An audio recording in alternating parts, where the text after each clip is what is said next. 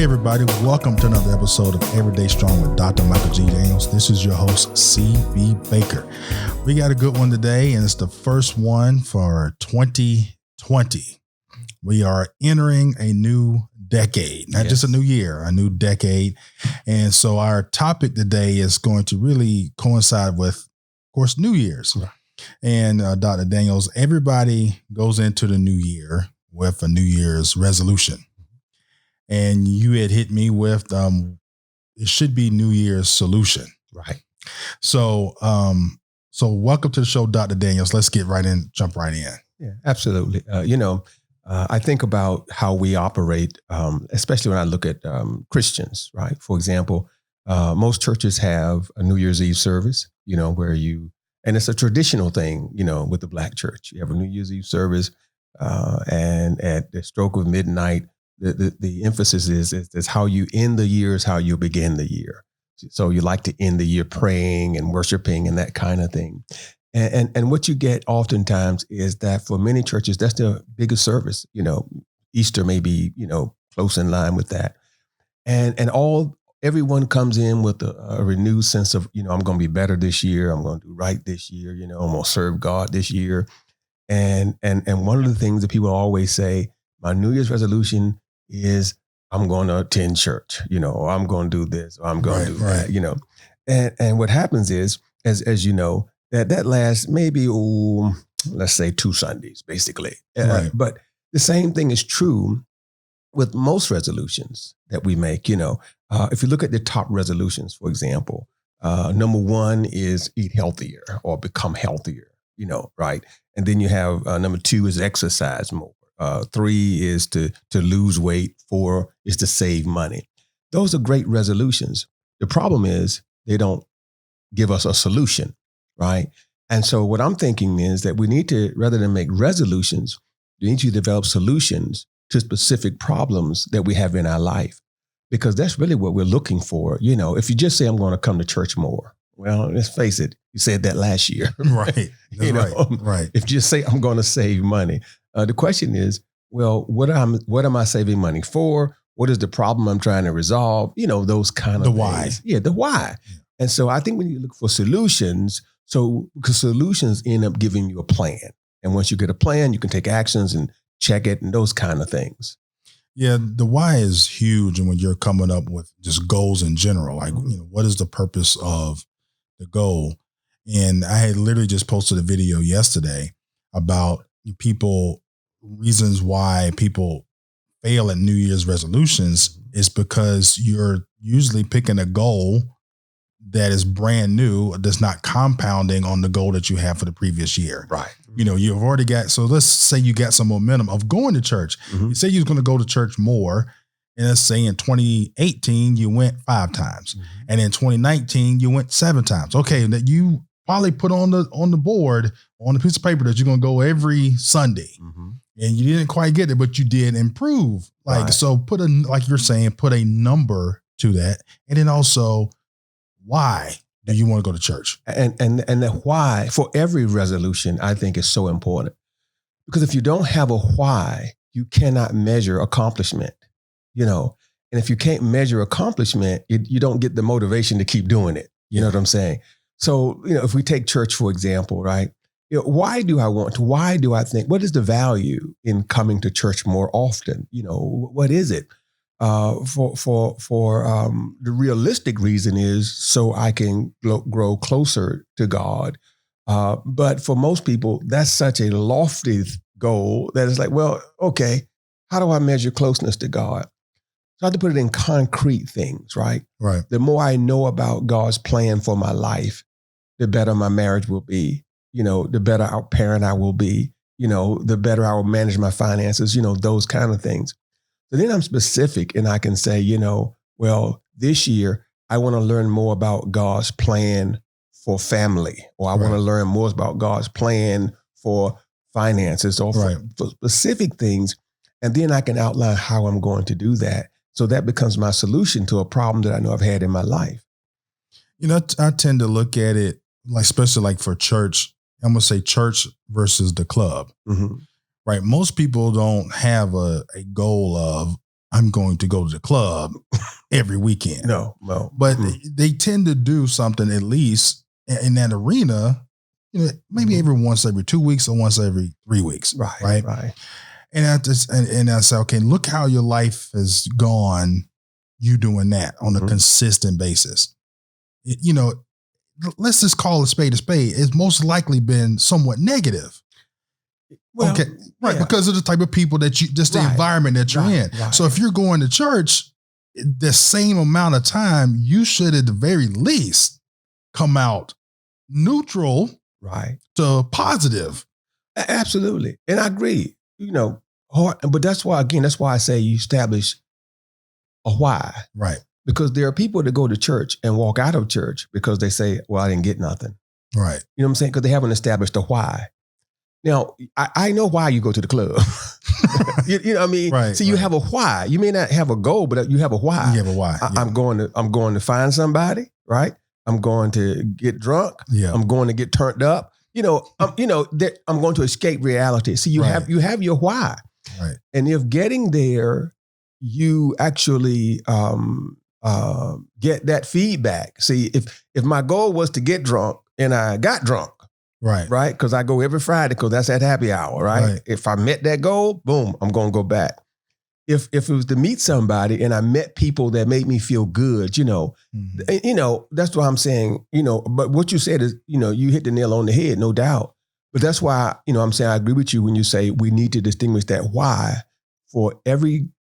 in every solution, because without that, there's no way to measure success.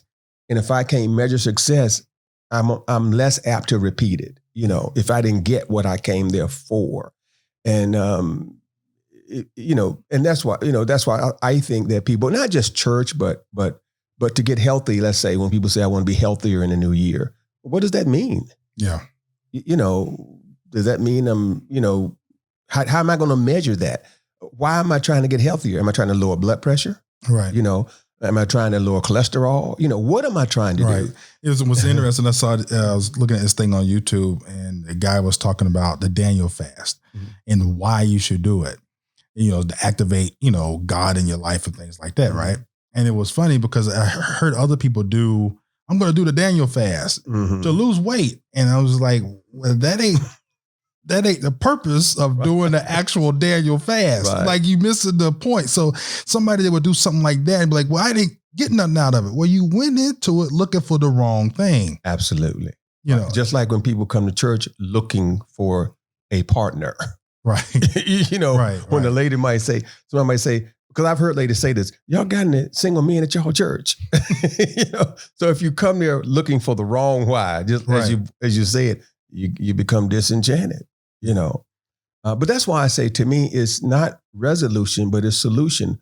What is a big problem I have in my life? And so what's the solution to that problem?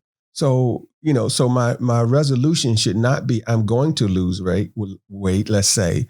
I think it should be, here's the solution to how I'm going to lose weight. And the solution has to recognize that I didn't do it last time.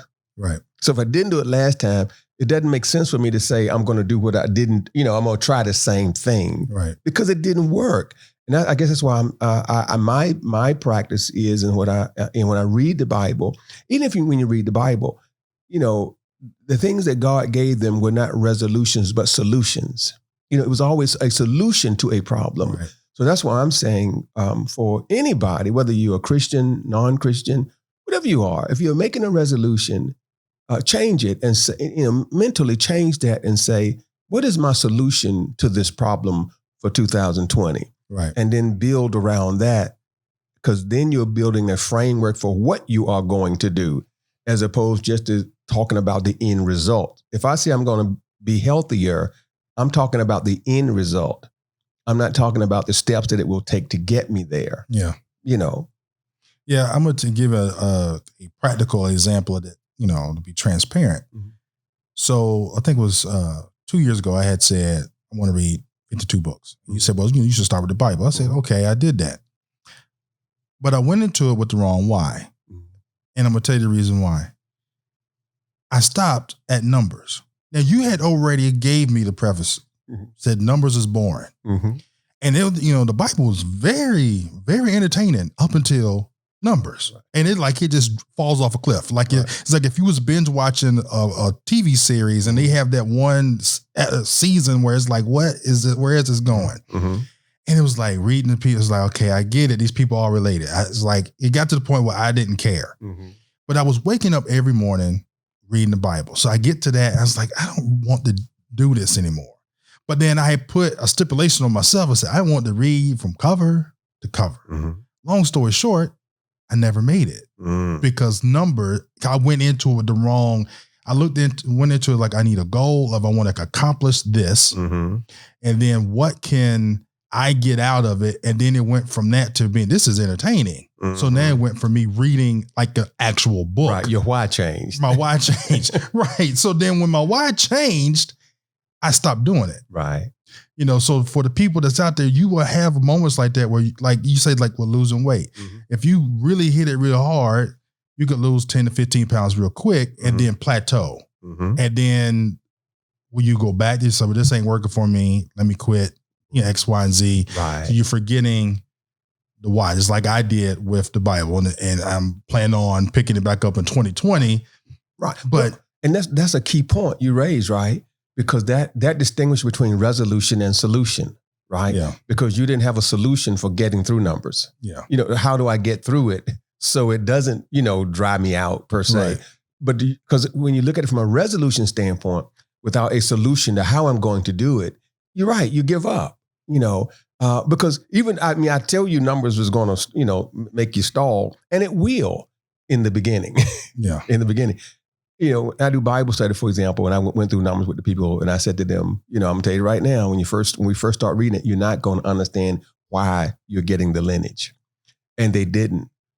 But as we got through it, then they would say, wait a minute. I get it now. It is exciting. It does give me some solid information. Right. And that's the thing. See, the resolution will have you stopping. The solution will have you tying it back in to say, this is why I need to do that. And again, so that's why I'm, and I know it's for many people, their thought process, well, I do look at it like a solution. But I put it this way. If you had to travel from here to New York, let's say, and you had to get there, you wouldn't start out by saying, I'm going to get there by saying I have to get there. Mm-hmm. See, that's resolution. Right. I'm going to get to New York by saying I have to get to New York. That's a resolution. I'm going to get to New York.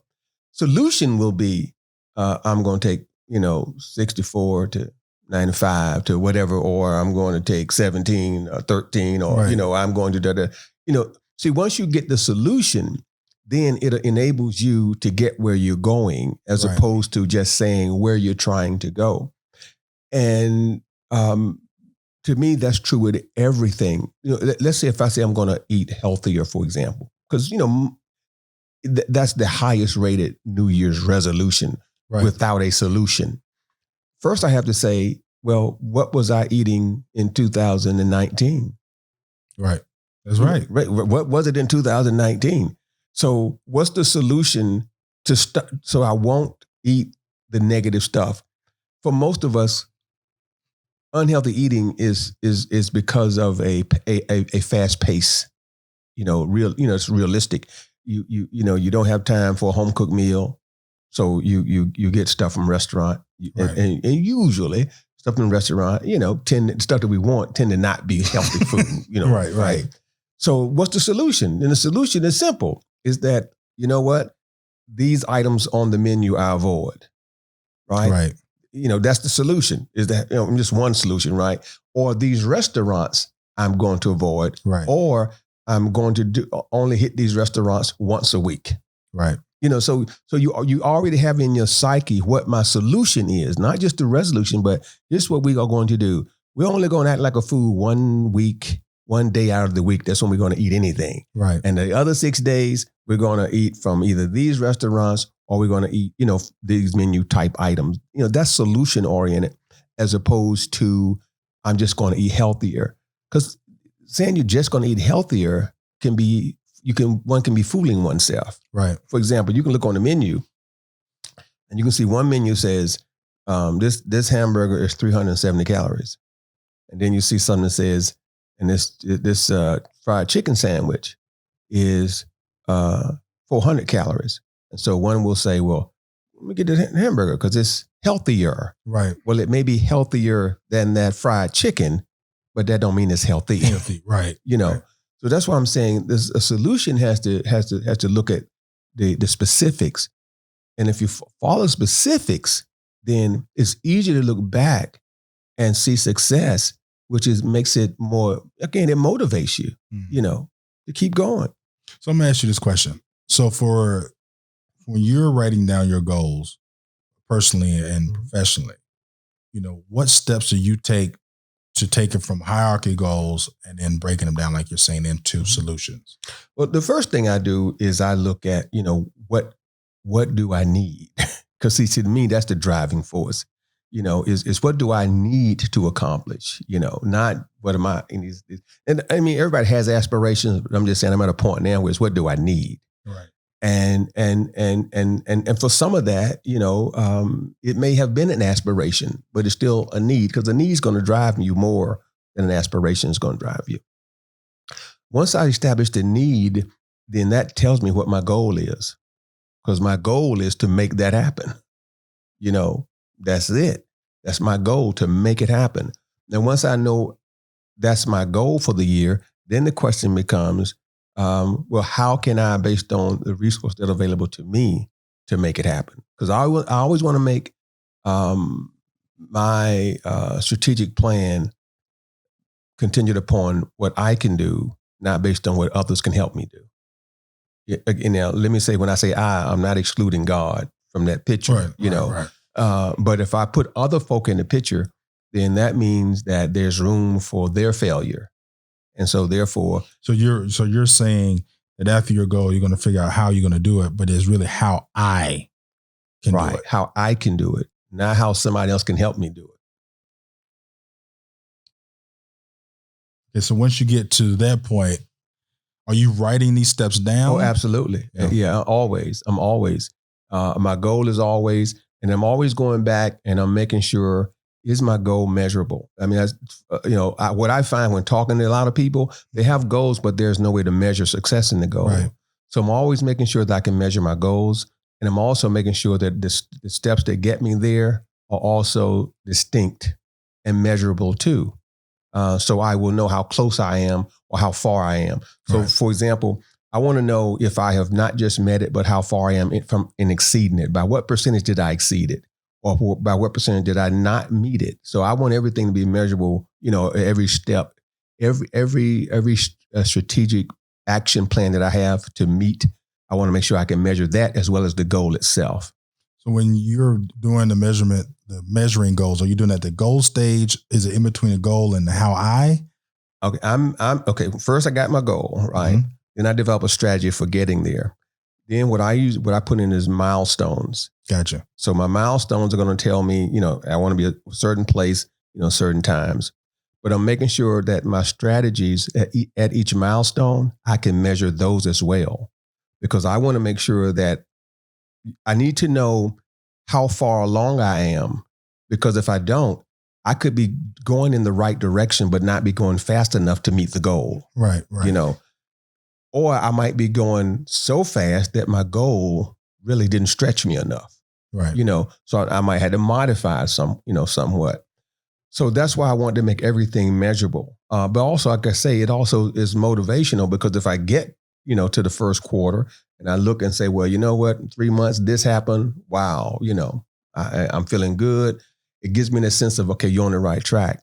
But I'm always also looking at that so I can look at my strategy, see what my success was, and if I need to modify that strategy.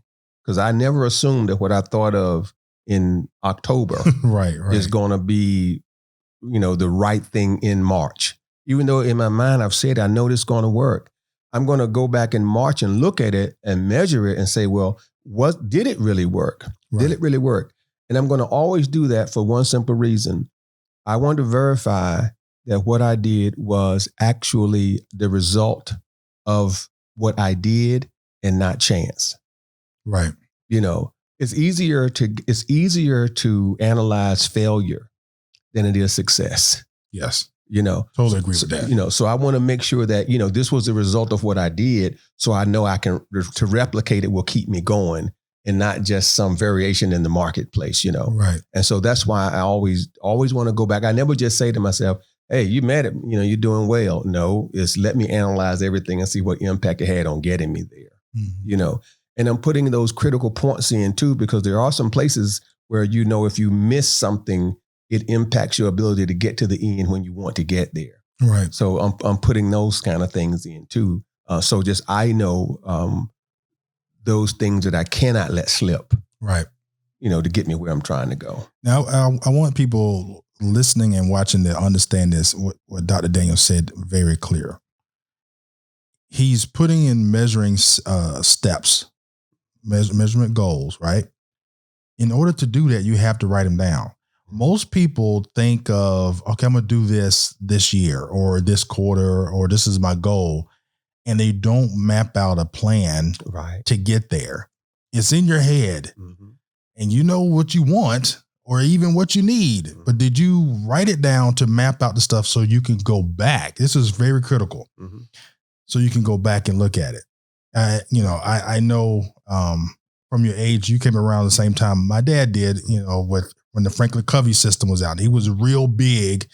Stephen Covey system, where he was real big on like writing the stuff down in the planner so you can go back and reference it. And he also really taught big on literally studying what you're writing down and what you've done so you can know right then and there. The funny thing is, most of the men that are listening and watching this episode will sit on Monday morning after Sunday's football games is over with and watch people talk about what happened the day before, the plays, why they did certain things or why didn't they do certain things, and analyzing everything what the coach has done. You know, for the past 2 weeks, we've been hearing about Jason Garrett and the Cowboys, and what he would not do. Right. You're doing it already but you're doing it really for somebody else that doesn't bring you any joy, so to speak, or anything tangible. No advantage to your life. Right. So it's like literally, if you take the same process that you're already doing on Monday morning at work, when you're by the water cooler or you're getting ready to get started, talking about the game the previous day, if you do that to your own life, you will be so much farther ahead almost instantly. Absolutely. You know, I give a simple example. Let's say my goal is to, let's say my mission statement. Let's say my mission statement is to improve my marriage. That's my mission statement. To have the best marriage possible in 2020, right? Because I can't measure that per se, even though it's something that you can feel, right? So, but then what can I do that's measurable in something like that? To say, well, how can I measure if my marriage is truly better? Okay, well, your measurements, fewer arguments. You know, how can I have no more than X amount of disagreements, you know, that cause dissension in my household over a period of time? See, I can measure that. I can, you know, I will know if, you know what, we didn't have any arguments this year that caused us dissension. Because see, you can have an argument without it causing you dissension. Right. That's right. We can disagree without being mad. Right. So, but see, now I can measure that. I can say specifically, you know, that's what happened. Right. The other thing, let's say I'm a guy. If I'm a guy, I can say, well, how many home cooked meals am I getting? Right. That's right. You know, because that's my goal is for her to give me more home cooked meals. Well, and my goal is to have, you know, my mission is to have your marriage, but my goal is more home cooked meals because that makes me happy in my marriage. Right. But then also I look at what can I do that my wife's actions demonstrate she's happier. Right. You know, so I can set those things up and then I can develop my plan to do that. Right. So let's say, you know, in my plan, I say this, you know, I need to show her more attention because if I give her more attention, you know, she'll do X, Y, Z. So the way I'm going to do that is I'm going to give my wife send her a card once a week in the mail. Right. That says something about how much I love you or how I need you. So my strategy is I'm sending her a card once a week, and I'm going to give her flowers once a quarter. I'm just saying that could be my strategy. Right. That's what I'm going to do. Well, reason why I'm saying once a quarter, because you never want to, in my opinion, you never want to have a plan that doesn't allow you to go back and check it, in a reasonable amount of time. If you wait too late, if you're doing something wrong, you won't have time to change. You know what I'm saying? So let's say I do that. So I'm sending her a card every Monday. I like to start off the week, right? So, I'm going to put the card in the mail on Saturday. Okay. So she gets it on Monday. Right. Right. And so mail comes and she gets the card and, oh my God, wow. He was thinking about me over the weekend. Because if she got it on Monday, that tells her something. I was thinking about her on the weekend. Right. So that's going to put a smile on her face. As a matter of fact, when she go to work, she going to, because if I send it to her job, when she get to work, she going to show a girl, look. Right. She going to show her girlfriends. She going to feel good. Presuming she can't get mail at work. If she can't get the mail at work, you send it to the house. But then I can start gauging from that, and I can start doing the empirical data and say, well, you know what? How many arguments did we have that ended up in us not speaking? Right. If this worked. Well, if I do all that and we still have any arguments, that meant my plan was wrong. Yeah. I got to go back and say, well, you know what? I can't get frustrated, because what we do sometimes is get frustrated and say, I'm doing everything I can do. Right. And there ain't no change. No. That's right. Now it's time to say, well, you know what? Even though that was my plan, let me scrap that plan and let me try something different. Let me see what it is. So it may be, now I have to say, you know what? The problem is my tone of voice when I'm speaking to her. Mm-hmm. So therefore, I'm going to change my tone of voice when I'm speaking to her. I'm just using this as an example. But then I got something I can gauge. I got something that I can say from a practical standpoint. I did change my tone of voice. I did, speak in a more friendly tone. I was more agreeable, and in turn, it made her more agreeable, blah, blah, blah, those kind of things. It could be something simple as I'm going to, as you pointed out this a long time ago, which I thought was, right dead center as well. It could be something like this. I'm going to take more time with the children so she has more free time to relax. Right. That could be in my plan, and I can see how that translates, Right. So, it's a simple little thing that you can put in your plan. But like you said, if you don't write it down, right, you're not going to keep doing it. Right. That's right. And if you write it down, you can go back and say, okay, check, did this on Monday or check on Friday. That's when I'm going to, I'm going to do the kids. So now I'm planning, right, that I got the kids on Saturday. Mm-hmm. We're going to the movies, or we're going to hang out half a day, whatever. And I can check it off on my plan. Because if you don't do that, you're not going to keep it up. Right.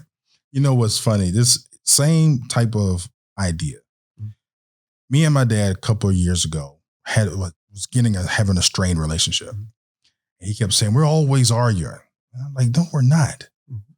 So, but I couldn't prove it to him. Mm-hmm. So what I did, he didn't even know this. Every time we had a disagreement or argument over the phone or whatever, I wrote it down in my calendar. Mm-hmm.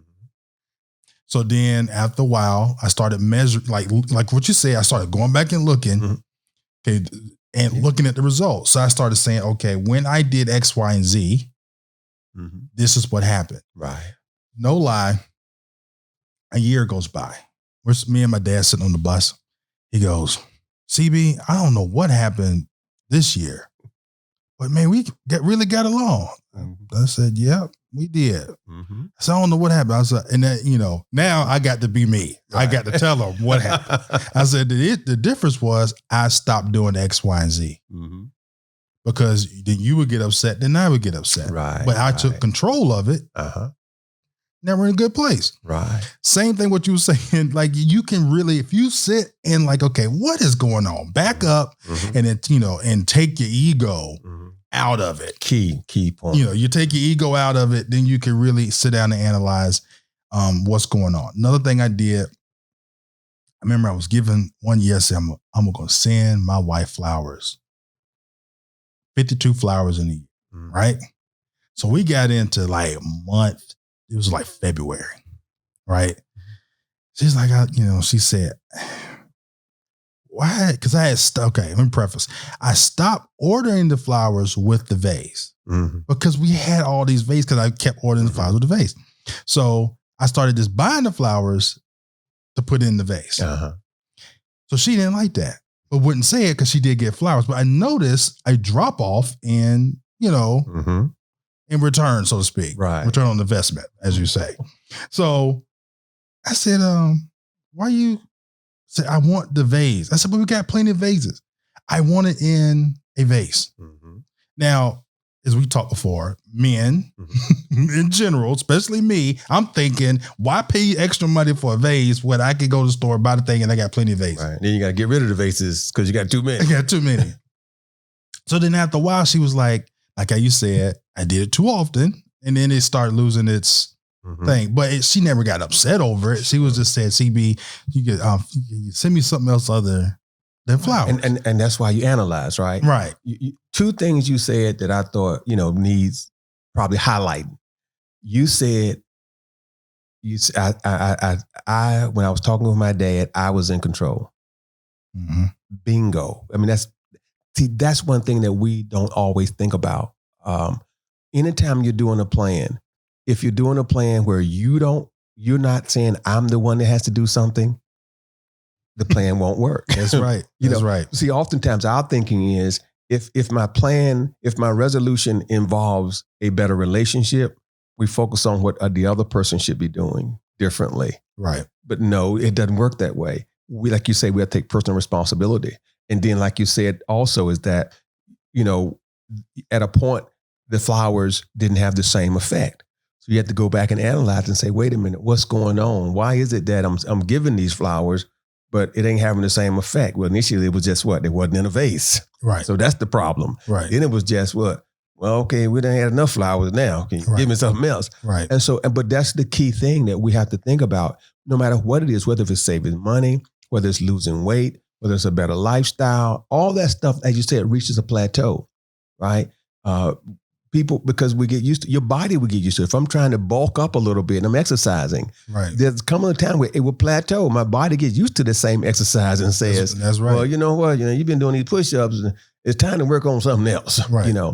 So everything you said is just so key, and I hope that people who are listening and watching took what you said and say, okay, let me put that into my plan. Yeah. Because it's very important to, like you said, control what you can control. Mm-hmm.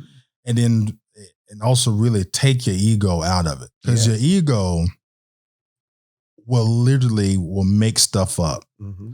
And, you will make stuff up in your head about what people... I remember back in the day, this was back in the MySpace days, and people was like, yeah, everybody over here hating on me. I was like, ain't nobody thinking about you. It's like, you have no idea what real hate is. Right. Real hate is somebody physically going to your job and spreading lies on you to your boss to get you fired. Now, if you got that, yes, you got a hater. Right. If you got somebody that you perceive them talking about you, but it ain't affecting your wallet. But let people, that one go. Yeah. Right. But people was literally walk around thinking, because the ego telling them that people are out there plotting against you. Mm-hmm. That's your ego talking. Mm-hmm.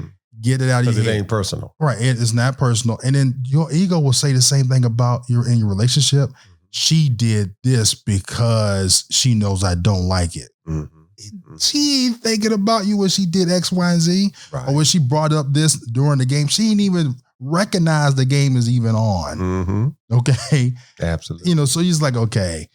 But once again, off on a little bit of tangent. Some of that has to do with Dr. Daniels and society nowadays has become, in my opinion, so politically correct that you can't have an adult conversation without offending somebody. Oh, yeah. Very, very true. Very true.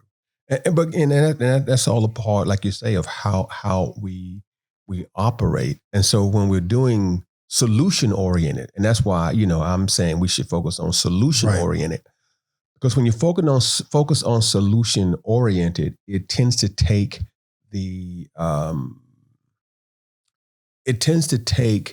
a more direct route to the accomplishment, but it also makes it succinct enough that I can do it without the blame game, because now I know that if it does not succeed, it's me. You know, it's me because I developed the strategy. I developed the milestones. Either I didn't do what I said I was going to do, or I implemented the wrong plan. You know, so it forces me to take personal responsibility for the plan and not put it on somebody else. Again, whether it's better relationships, whether it's improved finances, you know, even if you're a family where both of you have incomes, two income. If we're saving money, you know, the ability to save money is still a personal responsibility because that person may never stop spending. Yeah. You know, that's the way life is. But that don't mean I can't have a plan to save money and to make sure we're financially secure. Because I can't force what you do, but I can also control what I do. And I notice that a lot of times, especially with couples, is that if they have a New Year's resolution to save for a house, let's say, right, and they don't make it, it's because they do what you said. They do the blame game. Well, you bought a new dress, so therefore I bought this, or right. You know, that kind of thing. But if you lay out the plan, write the plan down. How much am I going to have saved by this date, and how am I going to save it realistically? How am I going to save this by this date? And then now you can see what you have done. And I'll say this to people too. Let's say if I say I'm going to save $100 a week, let's just say. Right. To say I'm going to save $100 a week is not sufficient. Because the question is, what do I now do to free up $100? You know, I have to be more specific in that. Right. I have to be able to say, well, that means that I'm not going to eat lunch anywhere where it costs me over $5 a week, you know, whatever. So I can free that money up. So I got to be able to say I need to free money up so I can do it. So what do I give up so I can do it? And that's how you have to plan it. And again, it's got to be, as you point out, in writing, so I can keep track, see what's happening, and make it happen, and make sure it's me and not someone else, because I can't force their hand to do anything. Right. Now, we don't get paid for any advertisement, and I wish we did, but mint.com is a very good tool for finances and being able to see where your money went, especially if you spend it on a debit card or a credit card. It tracks and puts it in categories of what you spend your money on. Right. So, you know, because you had that conversation to come up at the end of the quarter, like, well, we're supposed to have X, Y, and Z saved. And well, you know, the person's like, well, I ain't got it. Like, so when you ask that age-old question, we just started the podcast out with, is the why don't you have it? You can go to mint.com. If you put the stuff in there, you'll be able to see where it went. So if you spent too much at Burger King or, you know, at a restaurant, or you was $100 short, but you went to Texas to Brazil, that's where the $100 went. So you know where it went. At least you know why it went there. So, okay, what avenues can we take to not go to Texas or Brazil? Right. Well, I thought I had, well, you know, then that's when you're like, you thought you had, but you didn't. You know, that meme you see where people be like checking their bank account, you know, after the weekend, like, whoa, wait a minute. I started out with 600, now I ain't got but 200. And that has to be in your plan. Right. You know, I mean, it's got to, because if you use a tool, but don't have it in your plan to analyze the data from the tool, right? It's still, you know, it still doesn't benefit you. You know, like you take the average debit card that you use. I have a debit card, right? I can have the debit card, but not have in my plan how I'm going to use the debit card. Right. So I go to the ATM machine and I take out $100. Then I go and pay cash, right, at Burger King, or pay, you know, right. But if my plan is, this is what I'm going to do, I'm going to use my debit card for all purchases, you know, under a certain amount of money, right? Right. And that way I can track it right there. You know, and most major institutions now, financial institutions, you know, that you can get your statement categorized, you know, or like you say, if you use, you know, Mint, you can get that, but you have to, you know, put in your plan that this is how I'm going to use it and track it. Because, you know, I take my wife, for example, right? You know, my wife, she has a debit card, but she goes to the ATM and pull the cash out. Yeah. And she still doesn't use the card. So, you know, not saying she's not good with finances, but I'm just saying, you know, because in her mind, the way she does it is say, well, I'm not going to spend with X amount of cash. Right. And that's okay if that's how your plan is out there. That I'm going to spend no more than this amount of cash every month or every week, what have you. Right. But it has to be in your plan, and it has to be a reasonable way of keeping track, so you can, as you said, make sure that you're not overspending. It's okay to underspend, but you're not overspending. Yeah. That's really what we're talking about today with New Year's solutions, is giving solutions and tools that you need to incorporate into your New Year's resolutions that you put forth, which is really your main goal, right? What you're trying to get to. Now, okay, how do you get there? And one of the things to quickly recap, you said, what do I need to accomplish this? Then that goes to the goals to accomplish that. And then how I can do it. And that's very key. I like that part, is how I can do it. So you're not relying on anybody else. What do I need to do to be able to get this done?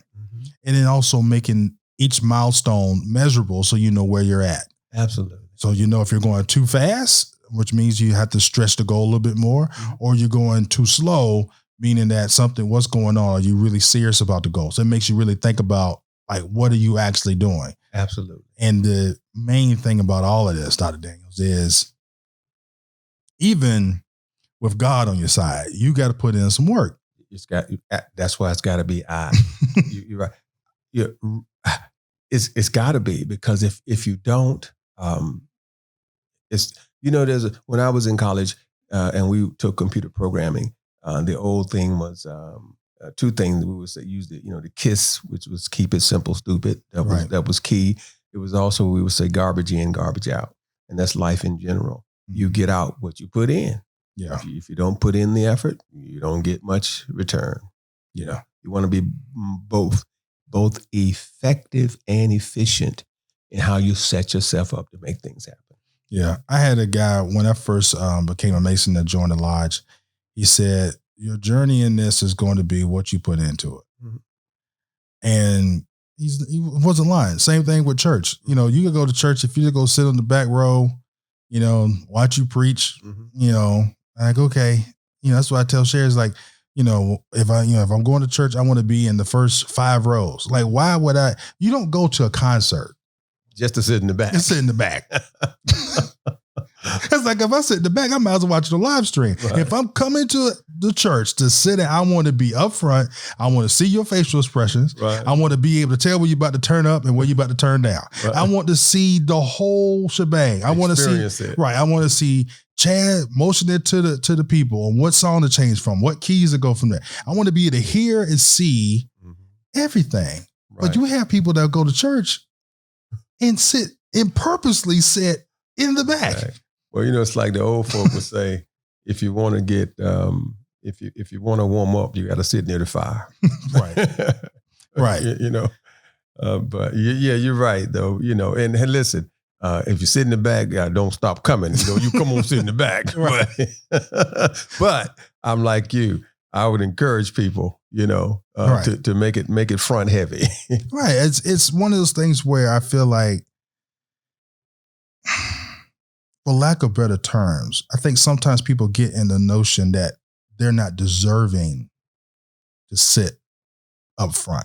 Even like when you go to classes, and it goes back to when we had to, black people had to sit at the back of the bus. I remember when I was in college at Southern University, everybody was clamming to go sit in the back of the bus.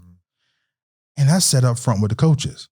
Like, why would I want to go sit back there with y'all when the people that's making the decisions about who's playing, how much playing time, and who's doing what is sitting up front? So I sat in the front.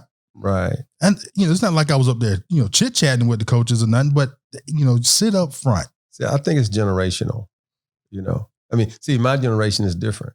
See, the baby boomers, because of what we went through, we don't go to the back. Yeah. We try to get in the first seat we get to. You walk in and you sit in the front. It's because that's generational for us. Right. It's like we went through that fight to get in the front seat. So we're going to always try to sit in the front seat. But it's just like if I go to the movies, I don't sit in the front seat now because it's screening too close, but, right, but I sit toward the front. But I noticed that the younger kids, younger generations, they go to the back. Yeah. They sit in the back of the theater, and I don't sit in the back of the theater. Like I said, I can't sit in the front row because I can't see sitting on the front row. Right. But you sit closer to the front. And it's the same thing about church. It's the same thing about anything. But again, I tie it all back to our topic is that, when we do those things because consciously we have not mapped out a plan for improving our status. So let's say even if I do feel, and there are some people that say they have low self-esteem, right? So have low self-esteem. If my New Year's resolution is to improve my image of me, to love me more. Right. Because if you love me more, then you feel like, I'm worthy of, everything. Then I need to map that out, and that's, see, to me, like you said, this is a new decade. This is the new year. So every beginning, you don't have to wait till the new year, but it's just a good time to do it. It should always be about what do I need to improve myself with? Yeah. What do I need to do to improve myself? And that's what I should be focused on. And so if I am uncomfortable feeling worthy, then I need to make that a part of my New Year's resolution, that I'm going to improve my image of me. And of course, so you can't measure that. That's just that your vision statement or your mission statement. Right. But then you can measure with achievable goals. Like you said, my goal is going to be, that I'm going to be at a certain place in life at this time. And my strategy is going to be, I'm going to always sit in the front row. Right. I'm always, whatever, those kind of things. Yeah. It's definitely, I will say that in church, it is a completely different experience in the first 5 rows than it is in the back 5 rows. Oh, absolutely. Absolutely. It's eye-opening, actually. Because when I first started coming to church, and I was sitting towards the middle or in the back. Mm-hmm. And then when I got on the social media team and stuff like that, I started sitting in the front, I was like, whoa, this is completely different. When you're in the back row, it's kind of like you are an observer. Mm-hmm. When you're closer to the front, you are a participant. Yeah. You feel like you are more involved. And I think, but to me, there are some folk in the back that participate, right. because but those are the people who couldn't get to the front, right? So they had to sit in the back. Usually, not always, but usually. So, but you're right, 100%. Especially when you're really going, mm-hmm. and you look at the person dead in the eyes. You said, mm-hmm. you talk back to me, mm-hmm. and then the person does. Like you can tell, it helped you, but it also is like a beam of energy went straight to that person. Mm-hmm. Unfortunately, you ain't getting that. Right, it's a connection. You get a connection. You feel more connected, and there are people who will tell me, and they tell me this all the time. They say, I felt like it was just a conversation that you were having with me. Right. And I felt like you must have been in my house last night, because it was almost like this was exactly what I was going through and what I needed, for that time. But like you say, that connection is hard to get, the further you are away from the message. Yeah. And so, again, see, to me, that ought to be a resolution, mm-hmm. but with a solution to right. how I'm going to be able to connect better. Right. That's right. Because the more you connect, the more you're going to know. And the more you know, the more you're going to grow. That's right. Well, wow. We're at right about 40, a little bit after 40 minutes now. So anything else? So what's the plans for 2020? What's your plans? Major? Well, for the church, we have a couple of goals. One of the goals that we have is that we want our average attendance to be greater than 800 per Sunday. That's average attendance. The other goal is for the number of new converts that we're looking for, and that equates to on average of getting a 2 people converted, meaning 2 people baptized or new converts every month, a minimum of 4 every month. I said it wrong. 4 converts every month. because our mission is to get souls saved. Right. Right. And so those are, two of the goals that for the church that we're looking at. Do I think we're going to exceed those goals? I'm always looking to exceed those goals. And we have some strategies in place, to make those things happen. One of the other goals that we have is to have a minimum of 200 youth, that is 17 and below, between 6 years old and 17 years old, be actively participating in church every week. So those are the three goals that we're looking at for this year. So is that 200 part of the 800?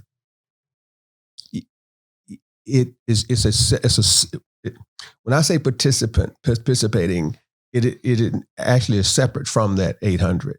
Okay. The reason being is because the 800 is average Sunday attendance. The 200 could be Friday night events. It could be all those kind of things, because the youth, while we certainly want their attendance on Sunday, we also recognize that for the youth, worship, while it is something that they have to understand, service needs to be understood, and we need to give them alternatives to the world, but yet they can still have fun. Right. Plus, it's good for the community, them coming on Thursday, Friday, and Saturday night. Absolutely. Because if they're in there, that means they're not on the street. They're not on the street. Right. They're not. There's a high gang population in our area, and so we want to give alternatives. People normally join gangs because they feel disconnected. Right. We want them to feel connected to something, that's greater than the gang. Right. All right. Thank you all so much for taking the time to listen and watch us. This is your host, CB Baker. Till next time.